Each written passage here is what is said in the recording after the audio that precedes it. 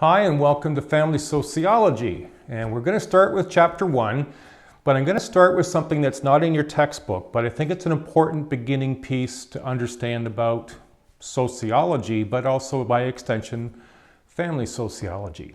So the topic here is looking at just a little introductory piece about what is sociology and by extension what is family sociology.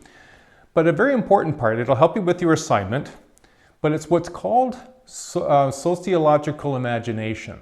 And this is something that was introduced early in sociology to try to get a perspective about how to see the world around us, rather than from our own perspective, but also from a bigger perspective. And so that's what the first part of this. And then I'm going to introduce some basics about family sociology and looking at how it's studied, and then look at the research formulas, or at least basis of it. Week 2, or the second part of this video, that'll be a separate video, we'll be looking at the theories. Okay, so let's get started. So what is sociology, or what is, as a science is it? And when we look at sociology, what's really important about it is, by definition, as you can see here, a systematic study of human society and social interactions. Now there's a lot to be said there. One, it's a study, it's a scientific study, so it follows the scientific method like a lot of other researchologies. Biology, anthropology, sociology, psychology, all follow the scientific method and have a specific manner in which they do it.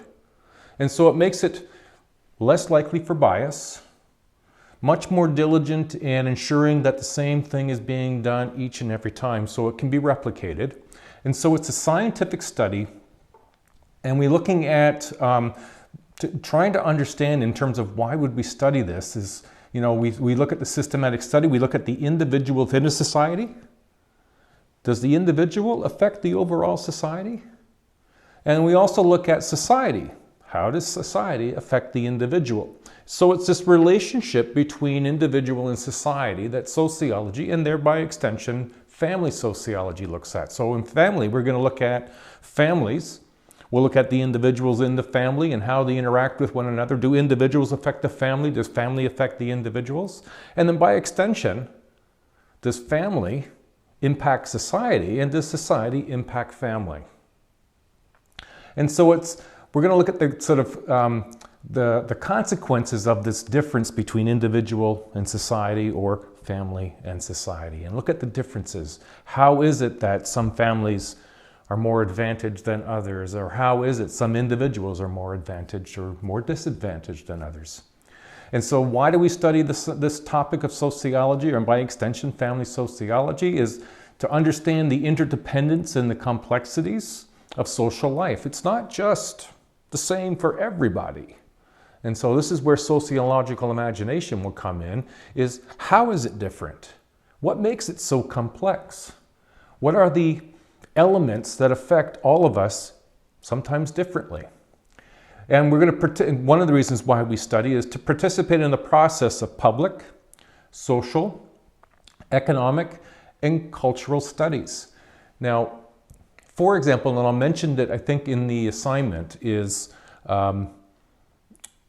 previous government under Harris had taken what was the Stats Canada census and made it from a long form and put it into a short form, meaning it was gathering less information. That information from census is what compiles a lot of the foundation, or the basis, for social policies, public policies, economic policies, and cultural policies. Under the new Liberal government, they've chosen to expand that census back to the long form, which will generate more data, more information that will enable us to be able to make better decisions about, if you will, or more informed decisions about public, social, economic, and cultural policies. And then the third reason that we study sociology, and by extension family sociology, is to understand what the differences are and the possible explanation for these differences. So not all family is the same, not just in terms of family types, single-parented by mom, single-parented by dad, nuclear, blended, adoptive, but also in terms of lower income, middle income, higher income. And so why these differences, and what might be some of the explanations to understand why these differences exist? And so that's a large part of what it is that sociology does, and by extension, family sociology. So now let's look at the sociological imagination. Now, C. Wright Mills, he's a sociologist, and he spent a fair bit of his career looking at this sort of conception of the sociological imagination, this ability to see the relationships between the individual and their experience and that of the larger society. And that sometimes we would see things strictly from our own perspective and see that life maybe seems unfair. Whereas there might be social or society issues that impinge on the individual and also cause some of their experience. And so he looked at the society and individual in two different ways.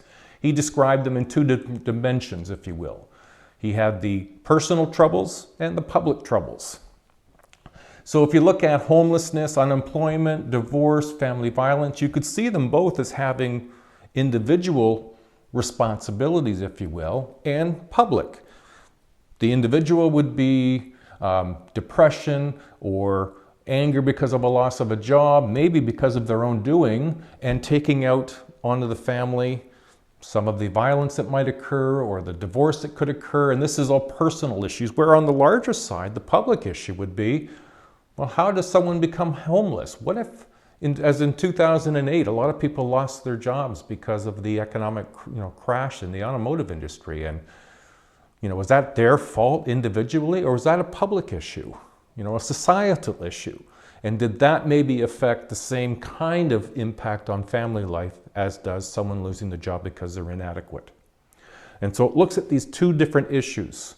So personal troubles of the individual and the network of support that they have and these people whom they associate with on a regular basis, that's the personal trouble. Whereas the public trouble, this is when a person commits, this is beyond your own personal experience. It's not based on what you do in your own home, but it's caused by problems originating at the social level. And the social level could be, economic policy changes, government policy changes, educational policy changes that all could affect you as an individual or you and your family.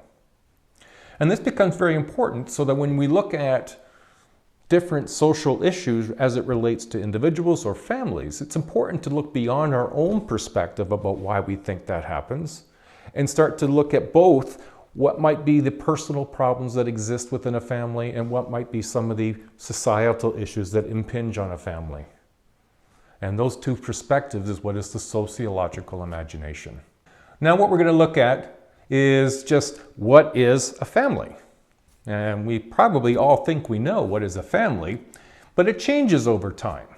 Family, what it was 100 years ago, 1,000 years ago, isn't the same of what a family is today. And we could argue over the last 30 to 40 years we've gone through a fairly dramatic shift of what is a family. So it changes over time, it changes in places. What a family is in this country isn't necessarily the same of what a family is in a different country. We can experience this in our own time, and we can see this shift and change occur because of the use of media, for example. Now, when we think of one of the definitions in sociology is called a household. And by definition, this is people who occupy the same dwelling. One or more families could be involved in this. A single person or a group of related or unrelated people, could be a grandmother, could be apartment roommates, brothers and sisters. And there's been a long history in our time where this was the definition of family.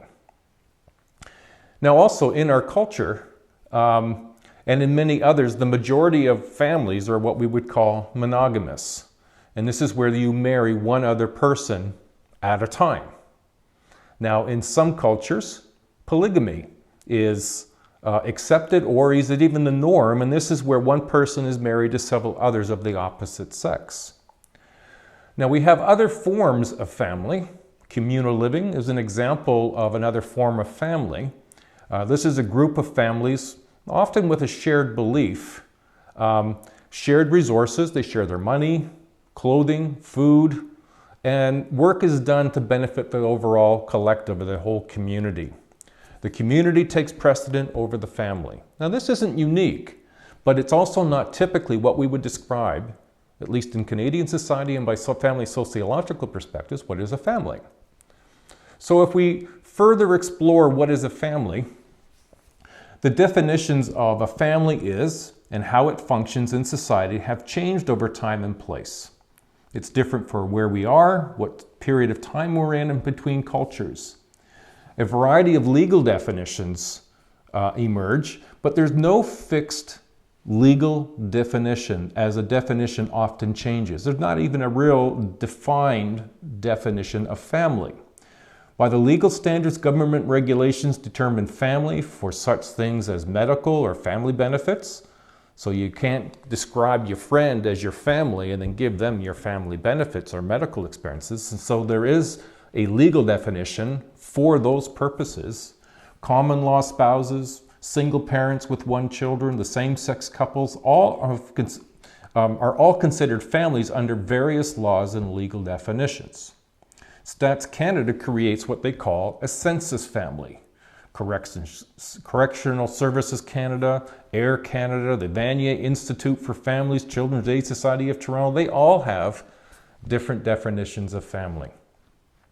Now, at a different level, other than legal, there's the social definition. And this is where various groups, including religious organizations, churches, ethnic groups, they have definitions of family that are different. Different for hospital visitations, different in terms of what's accepted in terms of family, who's a part of your family. That in spite of these differences, there's two basic types of families that emerge. There's the nuclear family, and this is a family consisting of a husband and wife and their children. It's often called the standard North American family. It forms the basis for what advocates call traditional family values. Now, there's two ways in which we may be a part of a family. There's either the family of orientation. This is the family that we were born into and raised by. So your mom and dad, that's you being a part of their family. And so that's your family of orientation. But then when you grow older and have children of your own and start your own family, that's called a family of procreation. Now, the other form of family, there's two forms, extended. The other form is extended, and this is nuclear plus other relatives. In some cultures and some people you may know live in extended families. Now, the third sort of variation of definition is called personal definitions of family. And in some cases, close friends are considered family members. Maybe you've had somebody who's lived at your house a lot and even sleeps over and may spend extended periods of time. You might treat them as a family member, but they aren't by blood your family member. In some cases, in terms of conflict, like a divorce, a family member not being considered as belonging, even though he or she may be blood members. Now, the last is what's called an intentional family. And this is, again, not a legal definition, but this is a family whose members are not related by blood or marriage, but they call themselves a family. They share residence and a common lifestyle. Decisions to join one often arise out of human need for companionship or an emotional connection that comes from shared experiences. Now, how does society influence families? Families don't exist in isolation. They're part of a larger, vaster social network. Your family isn't just a family in and of itself. It's connected to other families. It's connected to other people in your neighborhood. And by that relation and that extension, you're connected socially to a variety of other families. So a family doesn't emerge out of isolation. Now, your family could be quite a bit different from your neighbor's family, but it doesn't mean you haven't had some overlap and some influence on one another. Family members are part of a larger society through membership and participations in neighborhoods and communities. You don't share all things with all people in your community. However, by virtue of being in the same area of the city, some of the experiences that you have are similar, and so your families are therefore affected by that. Garbage pickup, community events, children playing in the neighborhood, all become part of that. Now you've got schools, be in your community, work, religious organizations, social or recreational groups. Society provides expectations, if you will, about how families should be behaving. Because of where we live in Canada, or because we live in Canada, we are influenced by Canadian culture as to how our families are formed. We choose our families, we choose who we marry, we choose whether or not to have children, when to have children. In different cultures, that's not a choice that everybody has. So our culture helps define how our family is to behave. Now that's changing some, because traditionally it used to be the men led the family and women were looking after the children. And we see in today's world that that's altered somewhat, and we see more shared responsibilities occurring. So the family is changing, and some of that is from society, and some of that is from individuals themselves and how they choose to form their family. Now, family members are supposed to socialize your children and look after each other physically and emotionally and not inflict harm. That's one of the conditions that we sort of assume about what a family is in Canada. Now, not everyone is able to fulfill their family obligations in terms of the expectations, and so there are social networks that help support people, and sometimes the result is that of more isolation. Now there's two ways that we're going to look at in the next video on theories, that we're going to look at how does sociology look at family. Well, there's the macro and the micro. The macro sort of is a big picture view. Looks at the big picture, studies how societal values affect the family. So how does for families in Owen Sound or in Barrie or in London, how does bringing more refugees into those cities affect families? And some embrace and welcome and be supportive, and others are nervous and apprehensive. And so you see this shift about how do we respond. Well, the macro view is looking at this bigger picture, not at the individual families, but looking at these social influences and what they do to families.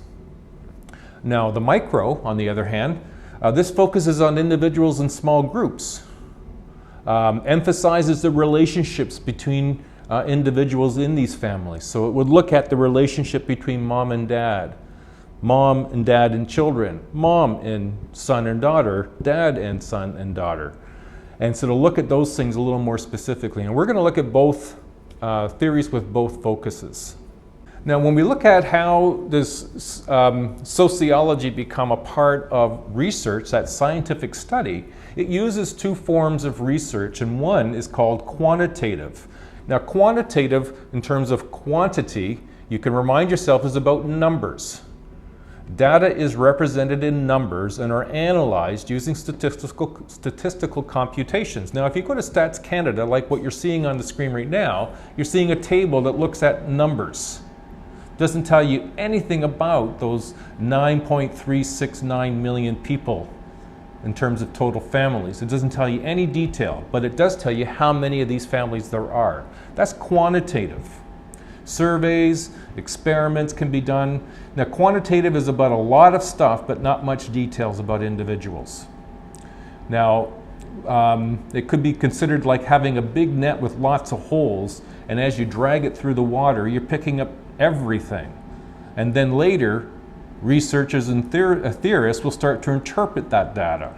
Once researchers have gathered data, often perform statistical analysis, engage in correlational research and cross-sectional research, cohort effect studies, and longitudinal research to make sense of this information. But it's using lots of data and sort of narrowing it down to numbers in a sense. Now, alternatively, research can be done using qualitative. Now, qualitative doesn't mean you have a lot of information about a lot of people, but it means you have a lot of information about a few people. And so instead of counting just numbers, they seek to understand social conditions from the people being studied. Direct information, so they'll do face-to-face interviews, telephone surveys, internet questionnaires, surveys by mail. Maybe you've been stopped in the mall and been asked to fill out a survey. Maybe you've had to do one, you've agreed to do one over the phone. That's qualitative. It's more focused. It's more direct information from people being observed. It can be direct verbal descriptions based on the in-depth interviews and observations. And in both, there is a premium on being specific and clear. So it's important that when answering questions, you be as clear and specific as you can be. But that's the two type of information that's being gathered for research. It's qualitative and quantitative. Well, that's finishing up the video that we have for week 1. I hope you found it useful and helpful. And you'll see also posted in week 1 the second video, which then looks at theories. Thank you. Bye now.